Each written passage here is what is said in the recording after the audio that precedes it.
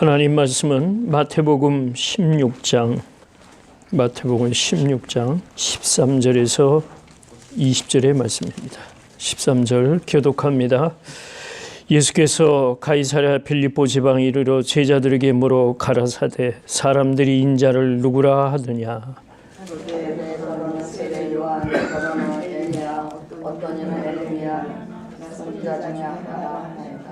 가라사대 너희는 나를 누구라 하느냐. 시몬 베드로가 대답하여 가로되 주는 그리스도요 살아계신 하나님의 아들이시라. 예수께서 대답하여 가라사대 바요나 시몬아 네가 복이 있도다.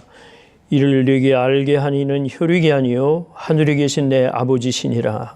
또 내가 네게 이르노니 너는 베드로라. 내가 이 반석 위에 내 교회를 세우리니 음부의 권세가 이기지 못하리라. 내가 천국 열쇠를 네게 주리니 네가 땅에서 무엇이든지 매면 하늘에서도 매일 것이요 네가 땅에서 무엇이든지 풀면 하늘에서도 풀리리라 하시고 이에 제자들을 경계하사 자기가 그리스도인 것을 아무에게도 이르지 말라 하시니라. 아멘.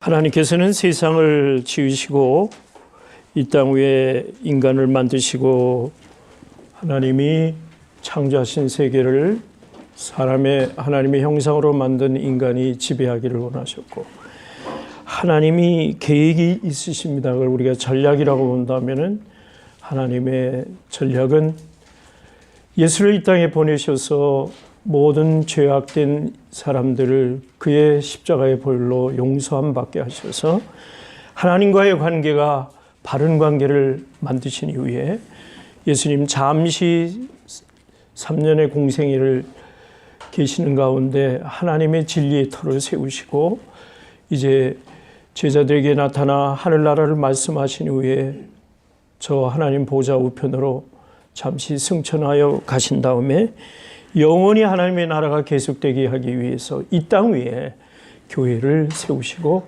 교회를 통해 하나님의 나라가 이어지도록 그렇게 하나님은 계획을 가지고 계신 겁니다. 그래서 이 시대를 지금은 성령님이 역사하시는 성령의 시대라고 얘기하면서 우리들은 이 교회에 그때의 교회나 지금 우리가 섬기는 이 교회나 에클레시아라고 하는 교회의 원어의 뜻은 같습니다.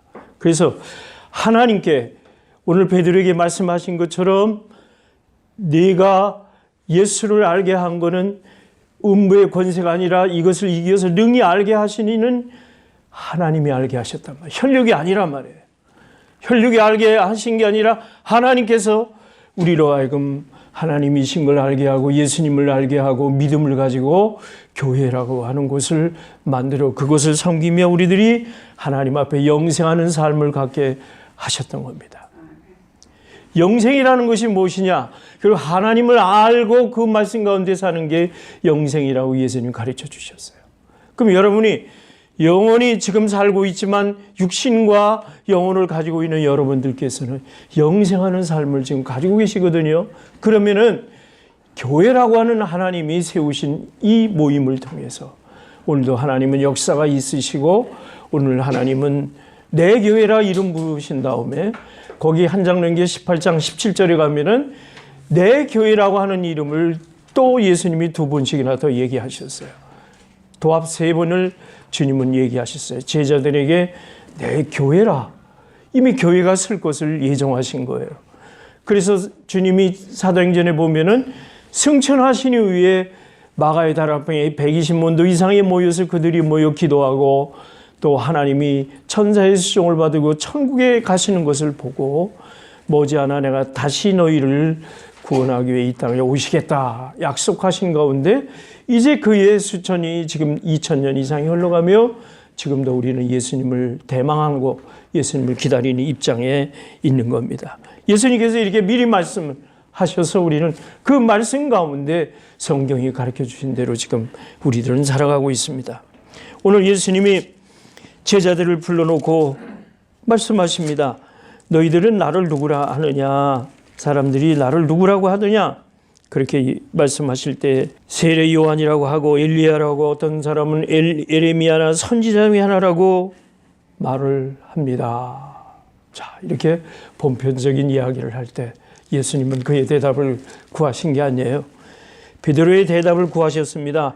주님은 그리스도이십니다. 주님은 살아계신 하나님의 아들이십니다. 메시아로 이 땅에 오셨습니다. 메시아, 하나님이 구원해 주시는 그러한 관계로 예수님을 이 땅에 보내주시고 우리로 하여금 완전하게 하셨던 겁니다. 자, 바요나 시몬아, 네가 복이 있다. 이를 알게 하는 것은 하나님이 너를 알게 하셨다. 자, 내가 너를 반석이라 부르고 이제 네 터 위에 내가 교회를 세우리니 음부의 권세가 이기지 못하리라. 그 교회, 반석 위에 세우신 교회, 그 교회를 터로 삼고 우리들도 이제 12제자와 함께 우리들도 똑같이 하나님의 백성의 언약을 가진 하나님의 백성이 되었던 겁니다. 나를 누구로 하느냐? 예수님은 그리스도이시고 우리의 구원자이십니다. 살아계신 하나님의 아들이십니다. 그렇게 창조의 역사 이후에 현존하는 현존성을 가지고 있는 겁니다. 그래서 여러분들은 지금 세상에 음부의 권세가 있는 그 권세가 여러분을 이기지 못한다. 이 모임의 공동체 안에 저 사단의 계략이 우리 교회를 넘어뜨릴 수 없다는 거예요. 하나님께서 교회를 지켜주신다는 거예요. 오늘은 성령님이 우리를 지켜주셔서 예수님이 계실 때나 하나님이 통치하실 때나 하나님의 세계는 똑같은 효력과 능력을 가지고 여러분을, 우리를 인도하신다는 사실인 겁니다. 그래서 주님이 이것을 이제 십자가에 달리시기 이전에 제자들에게 순번대로 가르쳐 주시는 진리 가운데 교회가 설 것이라는 것을 미리 예고하셨던 겁니다.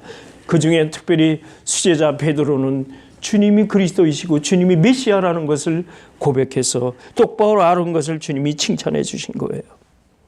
교회는 사망 권세가 아니고 영생한다는 이야기로, 음부의 권세가 이기지 못한다는 이야기로 누가복음 16장에도 표시가 되어 있습니다. 누가복음 16장에 보니까 음부의 지옥에 대한 얘기가 나오는데 이 거지 나사로와 부자에 대한 예화가 나옵니다. 주님이 직접 예를 들으신 겁니다. 거지 나사로는 부자가 먹는 상에서 떨어지는 것을 먹으며 연명했던 겁니다. 똑같이 죽게 되었습니다. 나사로가 있는 곳을 부자가 음부에 가보니 저 멀리 내 상에서 떨어지는 음식을 먹던 나사로가 보입니다. 얼마나 뜨거우냐면은 부릅니다. 주여, 나로 하여금 물 한 방울만 찍어서 내 혀에 식혀주셨으면 좋겠습니다. 그러면서 아브라함에게 부탁을 합니다. 아브라함에게 자, 천사를 보내어 내 가족이, 내 친척이 이곳에 오지 않도록 주님을 영접하라고 하는 것을 좀 전해 주십시오. 내가 여기에 보니까 하나님을 평소에 모르다가 이 지옥에 보니까 여기는 올만한 곳이 아닙니다. 제발 부탁이 오니 내 살아있는 저 세상에 있는 내 친족에게 여기에 오지 않도록 예수 믿게 해달라고 아브라함에게 부탁을 했습니다. 모세나 선지자를 이제 불러서 나 있는 곳을 보지 않게 해달라고 얘기를 했습니다. 자, 주님이 뭐라고 그러셨어요? 아브라함이 그런 얘기를 합니다. 여기는 주님이나 아브라함이나 똑같은 진리의 얘기를 하는 사람으로 해석할 수 있습니다. 성경에 이미 모세가 얘기를 했고 성경에 이미 선지자들이 하나님의 역사를 기록한 것을 믿지 않는 데서 오는 것이다. 그렇기 때문에 회개하지 아니하면 전부 여기에 올 수밖에 없다. 기회 있을 때 하나님이 이렇게 부르셔서 하나님의 백성으로 세우셨을 때 믿음을 가질 수 있는 기회가 온다는 거예요. 에베소 2장에 보니까 하나님이 우리에게 주신 것은 우리의 공로와 노력이 아니라 하나님의 오직 은혜의 선물로 주셨다는 겁니다. 여러분, 예수 믿고 하나님의 백성이 되었다는 것은 하나님의 선물, 하나님의 은혜를 여러분들에게 입혀 주셨다는 데서 우리는 감사하지 않을 수 없습니다. 오늘 저녁에 주님이 오셔서 데려가면은 나는 정말로 천국에 베드로가 얘기한 내 천국에 집이 있을까? 내 방이 있을까? 의심 없이 우리는 받아들일 수 있는 겁니다. 장차 오실 예수님 앞에 사망 권세가 아니고 영생하는 믿음을 우리는 갖는다. 그런데 놀라운 것은 이 세상을 음부가 이기지 못한다 약속을 정확하게 예수님께서는 명명해 두신 거예요. 하나님의 교회, 또 여러분 개인도 교회일 수 있습니다. 모임 있는 곳에는 다 교회입니다. 마태복음 18장 19절에 보니까 너희 두세 명이 있는 곳에 내가 너와 함께하리라 했습니다. 우리 가운데도 예수님이 계시고 그래서 소그룹으로 모이는 그곳에서도 예수님은 우리와 함께 하시는 분이에요. 그곳에 음부가 이기지 못한다는 거죠. 이미 사망 권세를 십자가 위에서 예수님이 그 보혈로 모든 인간의 죄악을 대신 짊어지시고 단번에 죽으심으로 말미암아 십자가 사건으로 우리는 그때부터 죄인이 아니라 의인이 된 겁니다. 그래서 우리들은 다 하나님 앞에서 의인의 자격으로 주님 앞에 당당히 나아갈 수 있는 길을 주님이 만들어 주셨습니다. 문제는 여러분 이것을 믿느냐 안 믿느냐 그 차이인 겁니다. 사랑하는 여러분들은 다 그 믿음을 가지고 계신 줄로 믿습니다. 두 번째로는 이제 교회는 하나님을 알고 믿는 이들이 모이는 곳입니다. 이것을 우리가 어떤 신분적으로 보면은 우리들은 다 구원받은 백성들이 여기에 와 있는 겁니다. 같이 신앙생활을 교회에서 예배드리고 교제하고 양육을 받고 병 고치고 어떤 형통의 은혜를 입는 신분적으로는 우리는 하나님의 자녀가 된 것입니다. 죄의 문제를 해결한 하나님의 자녀가 된 겁니다. 그러나 한 가지 더 있으니 이 땅에 사는 동안에 하나님은 이 교회를 통해서 하나님 나라가 확장되기를 원하시고 한 분 한 분이 행동하고 실천적으로 하나님 나라를 확장하시기를 주님은 원하신다는 말씀입니다. 오늘 그 말씀을 보면은 천국 열쇠를 네게 주리니 내가 땅에서도 뭐든지 매면 하늘에서도 맬 거라. 이건 어떤 상벌에 관한 얘기입니다. 누구를 용서하지 아니하고 누구에게 죄를 묻고 해서 정죄하면은 너희가 정죄하면은 그 정죄받는 사람이 하늘에서도 용서 못 받는다. 교회는 정죄하는 곳이 아니에요. 교회는 예수님의 십자가의 은혜를 나누고 이 가운데서 하나님의 백성으로 용서하고 서로가 서로를 위해 사랑을 베푸는 것이 교회라고 한다면 주님은 이 원리를 우리에게 주셨던 거예요. 서로 사랑하십시다. 서로 용서하십시다. 이것이 바로 교회라는 겁니다. 그러면 이 땅에 사는 동안에 많은 제자들이 12제자 이후에 바울이 그러했고 그 이후에 시대를 내려오면서 오늘까지 많은 하나님의 사람들이 복음을 전했습니다. 행동과 실천적으로 보면 지금부터 장차 오시는 예수님을 맞을 할 때까지 믿음이 있는 사람들이 해야 할 일이 있습니다. 우리가 지금 사도행전을 공부하고 있습니다만 오늘 어떻게 보면 이 말씀이 사도행전의 보충 학습이라고 보시면 좋겠습니다.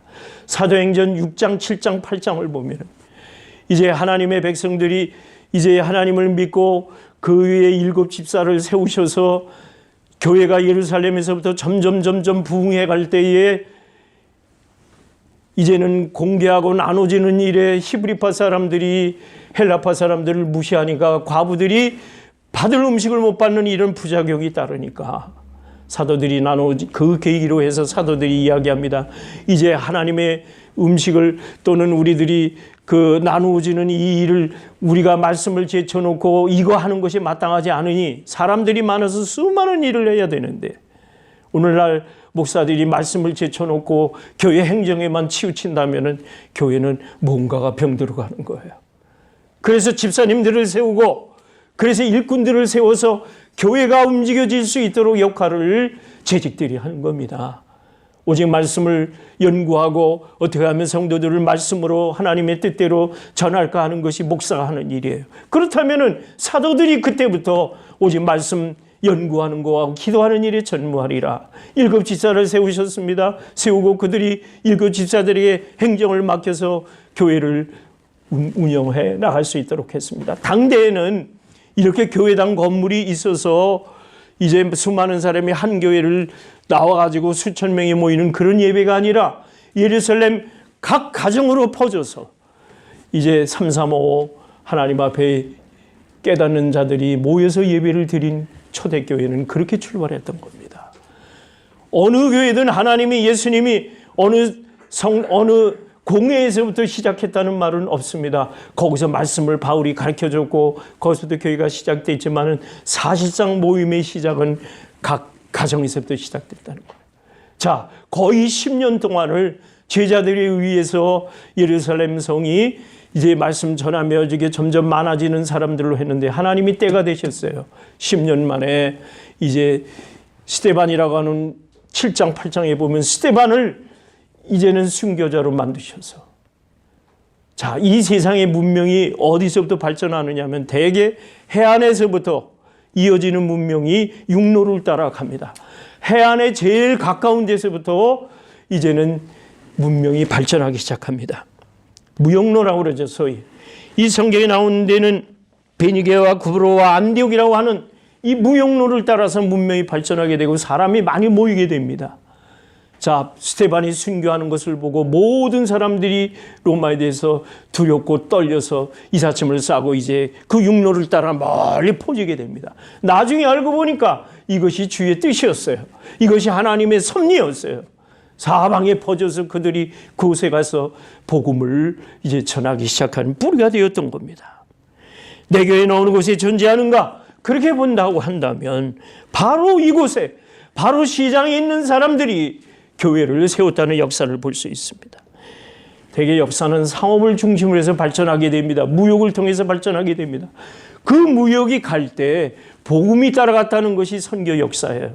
선교를 보면은 선교사들이 대개 항상 무역 장사하는 사람들이 선교사들이 따라간 거예요. 이 콜럼버스도 사실은 미 대륙을 발견했지만 거기는 선교적인 일이 동반됐다는 거예요. 전 세계를 보면은 이 선교 역사를 이렇게 보면은 항상 복음적인 데에서부터 선교가, 장사하는 데서부터, 무역하는 데서부터 선교가 이루어졌다고 봅니다. 상업을 중심으로 해서 이제 시장 사람들이 형성됐어요. 사도행전 2장 42절부터 보면은 가르침을 따라 이들이 모여서 합심하여 기도하고 떡을 떼고 교제하기 시작했다고 그랬습니다. 기도의 힘이 모여서 기도했다고 그랬습니다.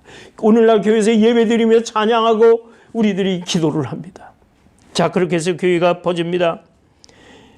여기에 에베소라고 하는 데에는 상당히 부흥했던 곳입니다. 에베소 이 시장 사람들을 보면 에베소는 오늘날도 우리가 다이아나라고 하는 풍요로운 신에 대해서 거기에 우상적인 그런 풍요의 신이 거기서부터 있었던 거예요. 에베소 시장부터 부흥하고 발전해서 사도 바울이 그를 따라서 복음을 전하는 일을 했던 겁니다. 자, 우리 따져보십시다. 예수님도 목수이셨어요. 예수님도 시장 가운데서 일하시는 분이었습니다. 예수님이 나중에 30살이 됐을 때 하늘의 뜻에 공생의 기간을 통해 3년 반 동안 그가 복음 전하시고 하늘나라를 세우신 다음에 제자들에게 맡기시고 인류의 구속의 대완성을 이루시고 가셨습니다. 그 예수님을 따라 예수님이 택하신 12사람들은 다 시장 가운데 있던 사람이에요. 베드로, 안드레, 야고보도 다 어부였습니다. 세리였던 마태였습니다.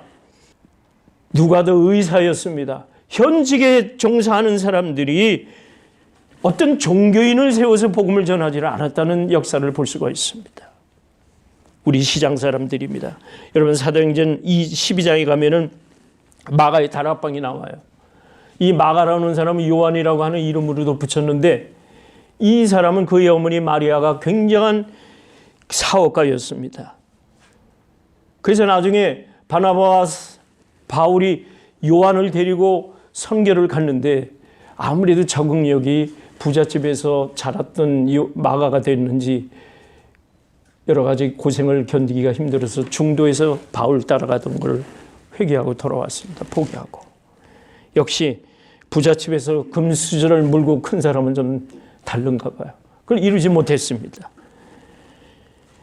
어느 정도였느냐면은 그 집이 컸느냐면은 베드로가 감옥에서 천사에 끌려서 나왔을 때 모든 사람들이 마가의 다락방에서 기다리고 있었는데 하녀가 나와서 베드로가 문을 두들겼는데 보고 문도 안 열어지고 뛰어들어갔어요.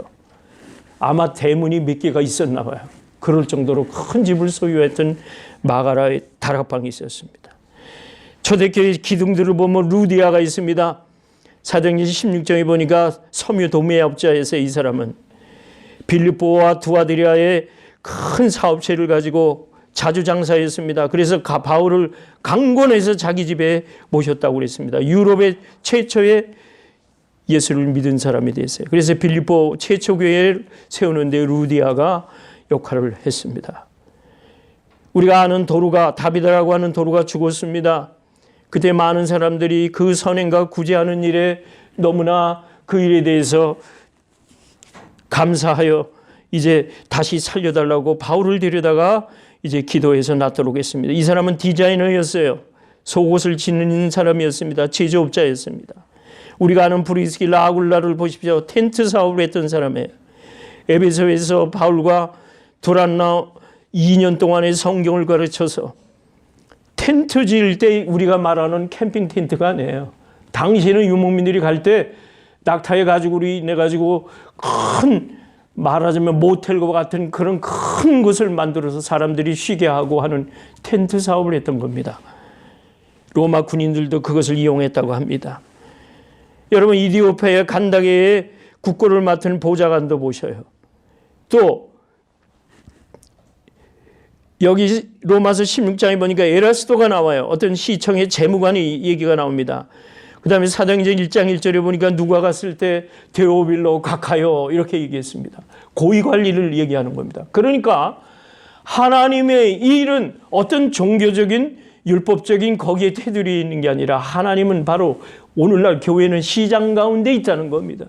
사랑하는 여러분이 행동하시고 복음 전하는 일에 여러분이 움직이실 때 그때 복음은 하나님의 나라를 이어가는 역할을 감당한다는 겁니다. 바울도 일을 하면서 자기의 역할을 사역을 감당했습니다. 의사인 누가도 바울을 따라다니면서 그 바울의 행적을 의사 역할을 하면서 그가 했다는 겁니다. 이 행동하는 사람들 그들이 바로 오늘날 교회를 구성하고 있는 겁니다. 내 교회 주님이 예정하시고 앞으로 예견하셔서 내 교회의 음부가 이기지 못하리라는 그 교회에 모이는 자들이 바로 누구냐 하면은 바로 오늘 이 시장 가운데 있는 우리들을 가리키는 겁니다. 우리도 행동하면서 살아가면서 예수님의 권능으로 우리들이 교회를 이어가야 되고 오늘도 한 사람이라도 더 복음 전하는 일에 우리가 이 교회적인 사명을 잘 감당하실 주의 이름으로 축원합니다. 기도하겠습니다. 사랑하는 하나님 아버지, 오늘날 예수님이 말씀하신 그 교회가 바로 그 교회일진데 하나님의 우리 교회에 능력을 행하는 교회가 되게 하시고 주님이 당부하신 세상을 복음 전하라는 명령을 잘 이행하는 교회에서의 사명을 감당하게 하여 주옵소서. 예수님의 이름으로 기도합니다. 아멘.